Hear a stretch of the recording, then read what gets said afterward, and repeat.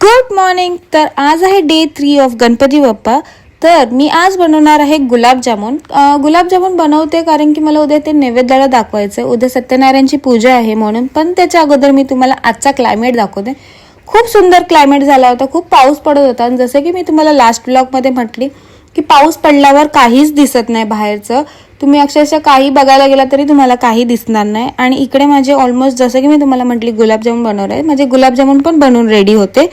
तर थोडा वेळ मला भेटला होता म्हणून मी विचार केला की फेस पॅक करू. तर हा बेसनपासून बनवलेला फेस पॅक आहे. मी तुम्हाला नंतरला कधीतरी दाखवीनच की मी कसा बनवते. आणि मी एक मस्तपैकी झोपून उठल्यानंतर ब्लॅक टी पिली.